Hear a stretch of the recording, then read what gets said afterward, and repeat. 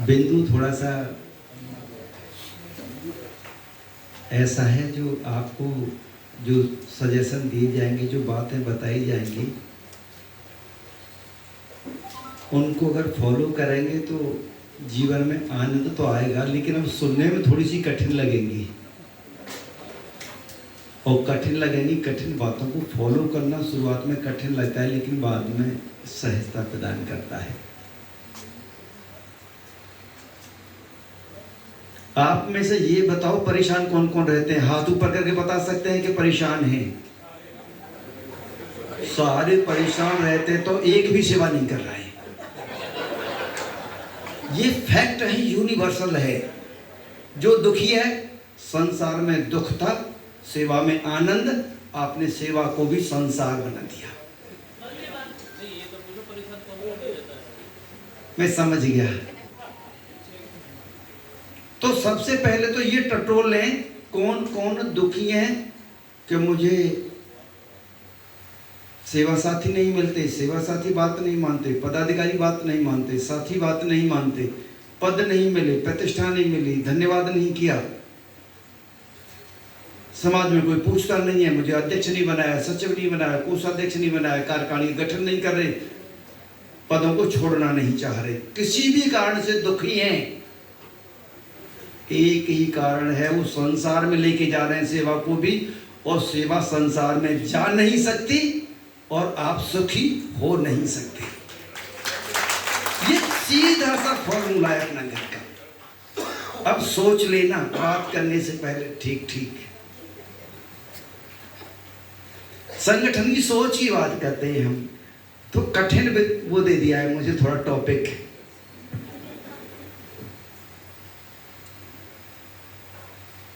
इसका एक ही सीधा सा मापदंड है, आप जितने भी बैठे हैं अपने ऊपर लागू करके देख लेना।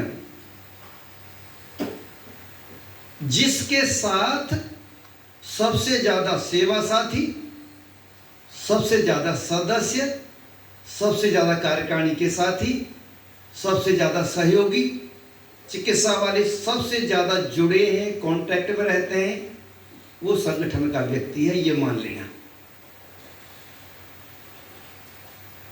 और जिसका बिगाड़ खाता रहता है, संगठन का व्यक्ति नहीं। वो काम अच्छा कर सकता है, मैं ये नहीं कहता उसकी काम करने पर कोई प्रश्न चिन्ह नहीं लगा सकता मैं, लेकिन इस पर जरूर प्रश्न चिन्ह है तो आदमी संगठन का नहीं है। सबको साथ लेके चलने का गुण उसके अंदर नहीं है। अब सीधा सीधा सा देखने चलना और स्केलिंग करते चलना, अपने अंदर स्केल डालते चलना। बहुत सारी समस्याएं आ रही हैं हमारे यहाँ पे आजकल जो नहीं आनी चाहिए। सेवा में काहे की समस्या, तू कर ले मैं कर लूं, दोनों बांट के कर ले, बात खत्म। कितनी आसान बात है। लेकिन ना मैं करूंगा ना तुझे करने दूंगा, ऐसी स्थिति आ जाती है। कहां जाएंगे हम लोग? सेवा को भी अखाड़ा बनाने जा रहे हैं। तो सेवा को तो अखाड़ा बनाना मुमकिन नहीं है, क्योंकि परमात्मा ने बनाई है। अगर इसको कोई इंसान बनाता तो जरूर अखाड़ा बन जाता, लेकिन इसको बनाई तो परमात्मा ने है। और परमात्मा की लीला में इंसान की कितनी औकात है, क्या चेंज करेगा उसमें। तो जिन जिन आश्रमों पर समस्या है, वरिष्ठ सेवा साथी थोड़ा सा अवलोकन करें, थोड़ा सा अध्ययन करें। मूल समस्याएं आती कहां हैं? हम वास्तविक परिस्थितियों को वास्तविक रूप में नहीं देखते, अपने दृष्टिकोण से देखते हैं। और समाधान चाहिए तो दो दृष्टि हैं देखने की, या तो न्यूट्रल होकर देखो या सामने वाले की दृष्टि से देखो, तो समाधान मिलेगा। और जब तक हम अपनी दृष्टि से देखते रहेंगे समाधान नहीं मिल सकता। या तो साक्षी बनना पड़ेगा या सामने वाले के दृष्टिकोण से देखना पड़ेगा। दोनों में से किसी एक से देख लो, समस्या का समाधान हर जगह हो जाता है।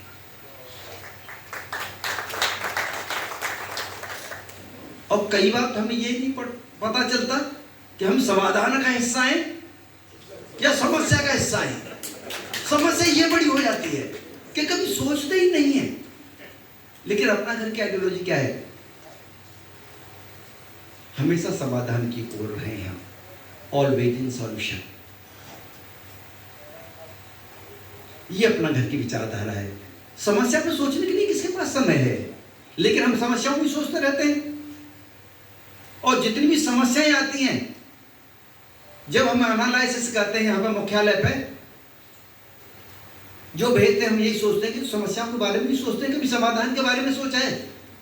जिस समस्या के बारे में आपको सोचते 1 साल 2 साल 3 साल 4 साल 5 साल 10 साल 20 साल हो गई हो, उस समस्या के समाधान में केवल 24 घंटे सोच लेना और समाधान न मिल जाए तो बता देना। मिलेगा समाधान? क्यों नहीं मिलेगा समाधान? समाधान तो समस्या पहले लेके आती है अपने साथ, बस देखना ही तो है, दृष्टि तो बदलनी है। हमें अपनी दृष्टि से देखना बंद करना है। देखो समाधान कितने अच्छे मिलते हैं, आपकी आधी समस्याएं खत्म। और मुझे लग रहा है कि थोड़ा सा इस पर विचार करना शुरू कर दिया तो जीवन से हमेशा हमेशा के लिए समस्या खत्म। लेकिन हम समस्याओं पर सोचते हैं, समस्याओं पर सोचने की जरूरत नहीं है। समाधान वहां पर है ही नहीं समस्याओं में। समाधान तो समस्या साथ लेके आती है, उसको देखना है जो साथ लेके आती है। देख लो अच्छी तरह उसको।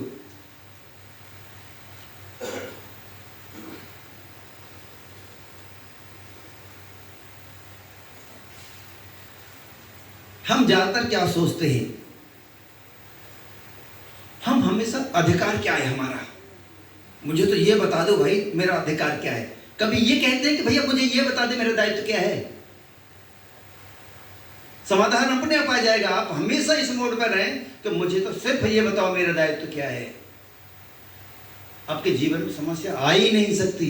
अधिकारी समस्याएं लाते हैं, अधिकारी दुख लाते हैं, अधिकारी तकलीफ लाते हैं, अधिकारी लाते हैं जो भी लाते हैं। इनसे नमस्ते कह दो, इनसे कह दो मेरे जीवन से विदा हो जाओ तुम अधिकार। मुझे तो अपने कर्तव्य चाहिए। और उसमें कर्तव्य वाले आदमी कभी दुखी नहीं देखे होंगे। कर्तव्य निष्ठ जो लोग होते हैं उनके आसपास जो आके फटक जाते हैं वही खुश हो जाते हैं। तो उनको तो दुखी होने की जरूरत ही नहीं है, कोई समस्या ही नहीं है। पदाधिकारियों को चयन, बड़ी तकलीफ वाली बातें हैं, कुछ तो आपको बड़ी कड़वी लगेंगी। पदाधिकारी को जब हम चयन करते हैं तो पारदर्शिता होनी चाहिए उसमें। उनका व्यवहार, उनका सामंजस्य, सेवाओं में कितना समय देते हैं, कितने समर्पित हैं, कितना समय हो गया, इन चीजों पे ध्यान फोकस करना चाहिए। आधार ये न हो कि मेरे रिश्ते कैसे हैं, आधार ये ना हो कि इनके पास पद क्या है, कितनी संस्थाओं से जुड़े हुए हैं। आधार ये ना हो कि कितने संपन्नता है इनके पास। आधार ये ना हो कि इनके संबंध बहुत बहुत बड़े लोगों से हैं, बहुत पैसे वाले लोगों से हैं। ये अगर आधार हो जाएंगे तो सही जगह हम लोग पहुंच नहीं सकते। और सबसे अच्छी बात तो ये है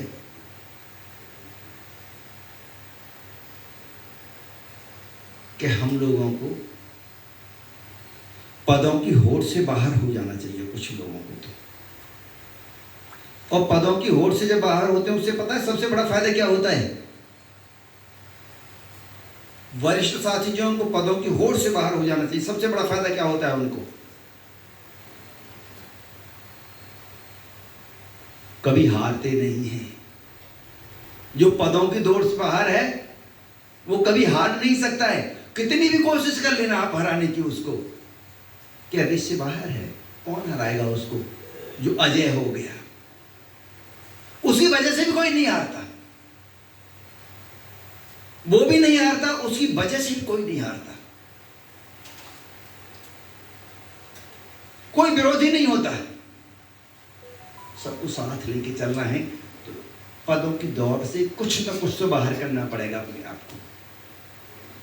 और कुछ वरिष्ठ साथी हैं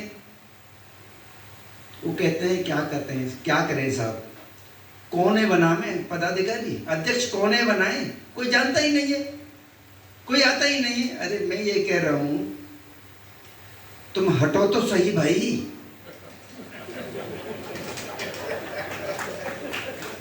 नहीं हंसने की क्या बात है इसमें। नहीं एक बात देखिए, आप कहीं जा रहे हो क्या? पद ही काम करता है क्या, ये बता दो मुझे। पद काम कर रहा होता तो ठीक है, पद ने काम किया है तो किसी के पद ने। हमेशा व्यक्ति काम करता है और व्यक्ति तो वहां रहेगा ही रहेगा ना। हाँ, व्यक्ति जा रहा हो पद से हटने के बाद तो बता दो साहब, उसको तो देश से निकाला हो गया, उसको तो शहर से निकाला हो गया।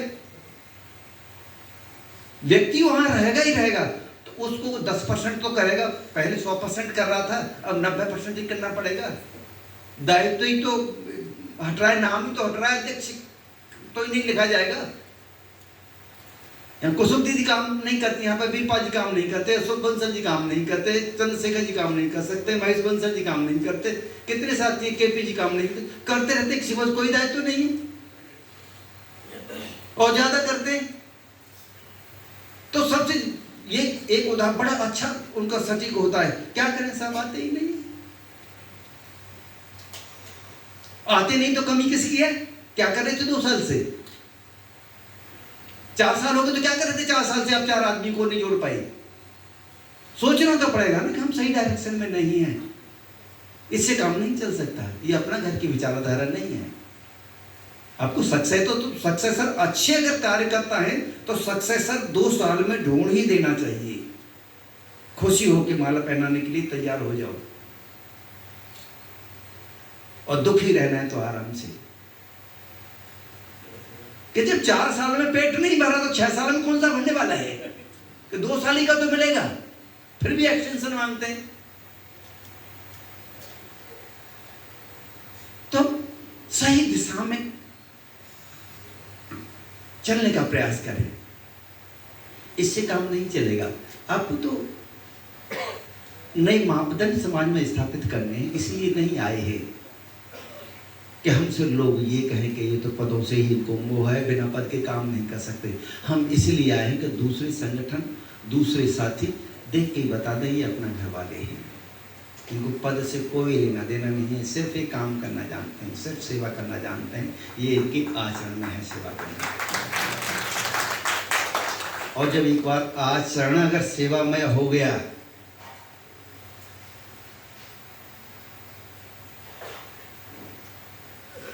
फिर तो आपको परमात्मा को किसी नए पद से सुशोभित करेगा, उस पद से सुशोभित करेगा जिसकी आपको आवश्यकता है और जिसके लिए हम सब ने जन्म लिया है।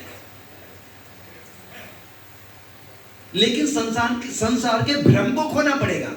जो भ्रम हमारे दिमाग में है ना कि पद से ही काम होता है, इस भ्रम को दूर करना पड़ेगा। बहुत सारे भ्रम पाल रखे हैं हमने, और माया तो भ्रम ही है, न साथ आएगी न साथ जाएगी। ये पद जितने भी हैं ना सब भ्रम है। आप देखो ना जिनके पास पद रहे, आप छोड़ दो अपना घर को, आप समाज में देखो ना जिनके पास पद रहे, लोगों के पास बड़ी बड़ी पार्टियों में जिनके पास पद रहे, बड़े बड़े संगठनों में जिनके पास पद रहे, नेशनल इंटरनेशनल लेवल पे जिनके पास पद रहे, पदों आप जानते हो पदवान 1000 मतलब 10 लोगों को भी नाम बता दो जो इंटरनेशनल लेवल पे पद जिनके पास रहे, लेकिन जिन्होंने सेवा की उनके आप 10 के नाम बता दोगे आज भी। तो पदों को लोग जानते हैं, सेवा को जानते हैं, लेकिन ये समझ में आ जाए, एक बार क्लिक कर जाए यहाँ पे ये बात कि लोग सेवा को जानते हैं, पदों को नहीं जानते। और अपने आश्रमों में देख लो, बिना पद वाला जो सेवा आता है उसको सब नमस्ते करते हैं, पद वालों को हो सकता है इधर मुंह करके निकल जाते हो कि भाई चेहरा देख लिया, फिर कोई उल्टी बात करेंगे आते ही। और जो सेवा करने आता है उसको नमस्ते करते हैं, प्रभु जी नमस्ते करते हैं, सेवा साथी नमस्ते करते हैं, सब नमस्ते करते हैं। क्यों करते हैं? पद को नमस्ते करते हैं, सेवा को नमस्ते करते हैं। सेवा में जुड़ जाओ। 2 3 4 बातें जो मुख्य में आ जाऊं, मेरा टाइम ओवर हो जाएगा मुझे लगता है।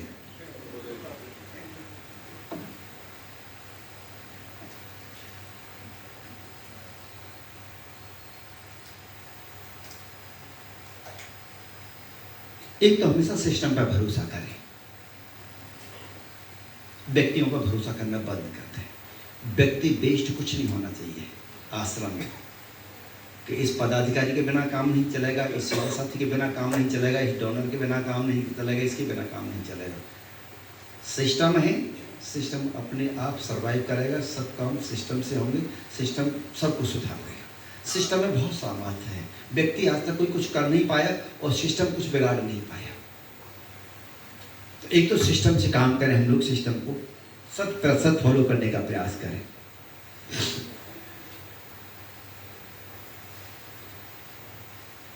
दूसरा, एक बात बड़ी आती है, क्या करें साहब, सेवा करने वाले नहीं मिलते। ये कॉमन बात है, 4 बात कॉमन है, सेवा साथी, सेवा करने वाले,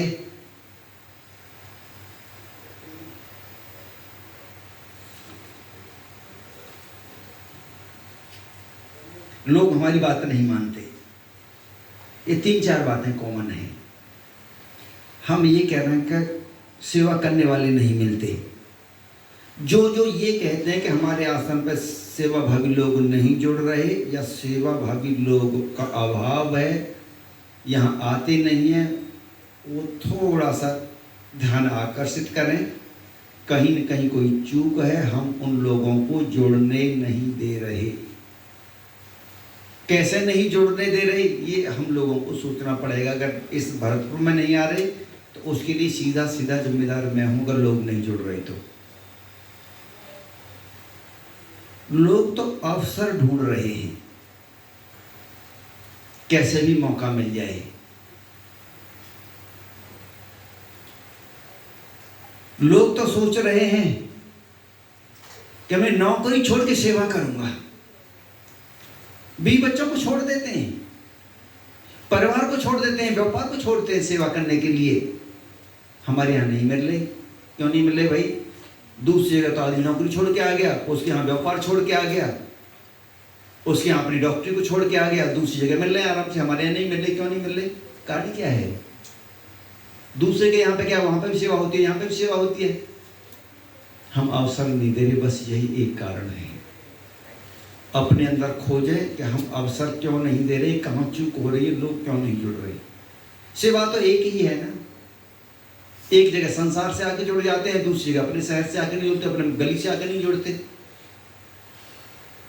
परमात्मा ने उनसे मना थोड़ी ना किया भाई यहाँ पे मत जाना। हम लोगों ने मना कर रखा है कि आपके लिए दरवाजे बंद हैं, हम नहीं घुसने देंगे यहाँ पे, हम अपनी चलाएंगे, हम सेवा को सेवा के रूप में नहीं करेंगे। बुरी लगेंगी बातें, लेकिन बातें बिल्कुल सच्ची हैं। तो सेवा के लिए लोग नहीं मिल रहे तो ये छोड़ दें। लोग पड़ोसियों को ले आते हैं, चल यार मैं तुझे वहां पे लेके चलता हूं। अपनी पत्नी को मना लेते हैं, वो रूठ हुई है पत्नी, मैं नहीं जाऊंगी, तुम कहां फंसे पड़े हो, मना लेते हैं। साल हो गई मनाते मनाते, तू चल देवी एक बार देख ले जाके। और पत्नी अगर जुड़ गई तो पत्नी कहती है एक बार तो चलो तुम मेरे साथ, एक बार तो देख लो, और जुड़ जाते हैं। इसी तरह सेवा साथियों के लिए है। जहां जहां सेवा साथी नहीं मिले वो भी सोच लें, सुन लें। सेवा साथी नहीं मिल रहे, क्यों नहीं मिल रहे, क्या कारण है? कभी सोचा?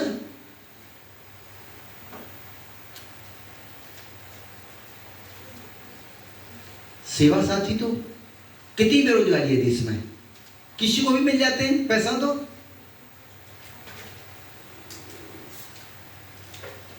सेवा साथी क्यों नहीं मिलेंगे? लेकिन मिल क्यों नहीं रहे? बस 2 ही बातें हैं। हम उनको अवसर नहीं दे रहे।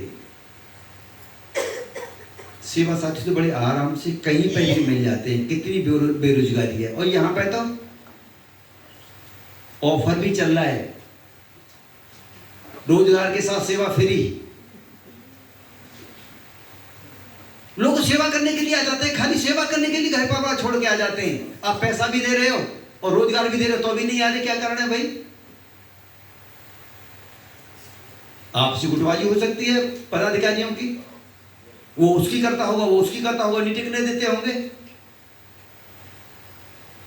दुखी रखते होंगे, उनको परेशान करते होंगे, आपका इंचार्ज ठीक नहीं होगा। इसके लिए जिम्मेदार कौन है? ऐसी बात नहीं क्यों नहीं मिलेगी? आप बता दो एक इंस्टीट्यूशन में जिसमें कि वो इंस्टीट्यूशन है और उसमें लेबर नहीं मिलती है? बताओ, एक बता दो, सभी में मिलती है। हम ज्यादातर केवल भरतपुर की तरफ देखते हैं, भरतपुर को इंडस्ट्री तो लगी नहीं सेवा साथी बनाने की। नहीं बताओ कहां से आएंगे इतने सेवा साथी? अभी इस साल 12 आश्रम खुलेंगे, 12 के लिए तो व्यवस्था होगी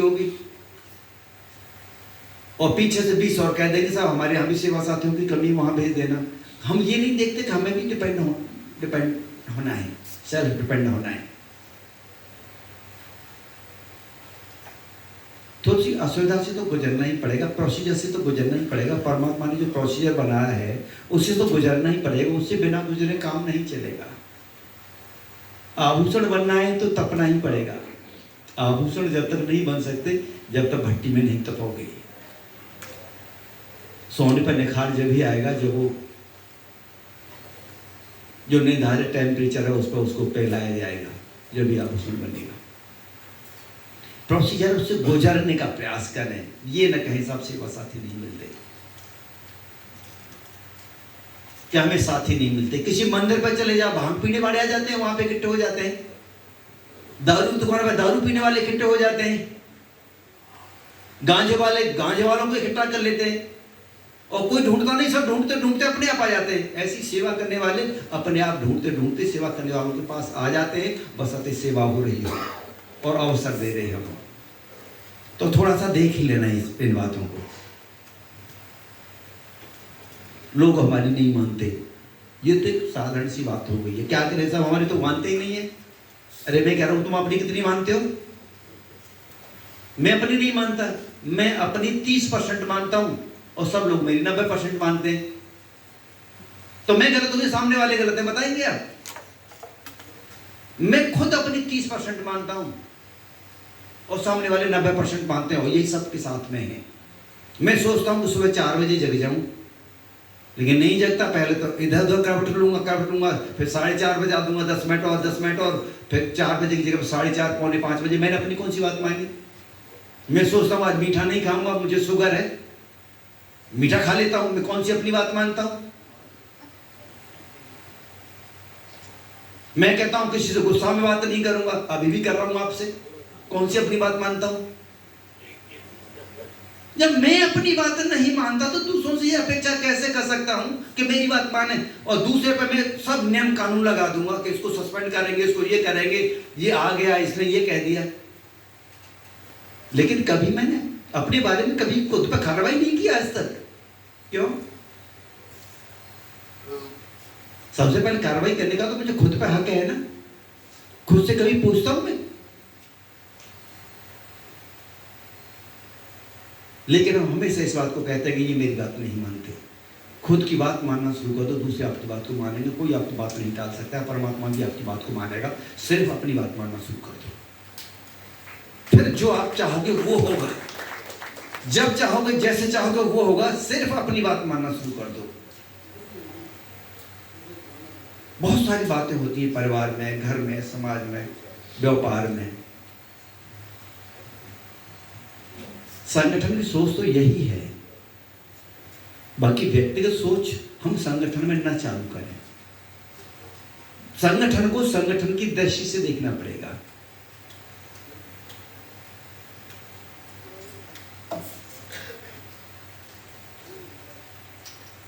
और सेवा को सेवा की दृष्टि से देखना पड़ेगा।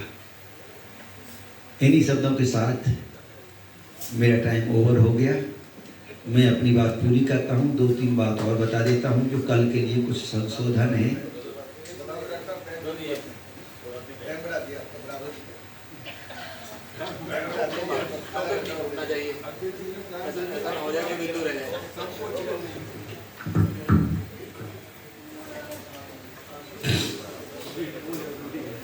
आश्रम में हमारे जो पुराने साथी हैं,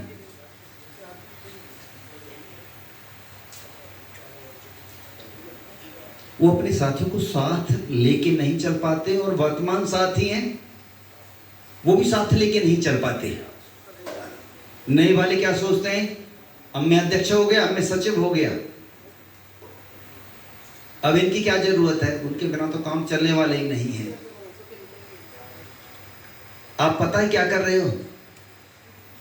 आज जिस सीनियर के साथ कर रहे हो ना, अगला वाला आपके साथ वही करेगा। लाइन में तैयार हो आप भी, हमेशा पदों पर रहने वाले नहीं हो। आप सोचो कि हम सचिव अध्यक्ष हमेशा रहेंगे, आप पूर्व के साथ क्या कर रहे हो? इग्नोर कर रहे हो, उनको पूछते ही नहीं है। आगे तो आगे क्यों नहीं पूछते भाई? पूछना शुरू करो हमेशा।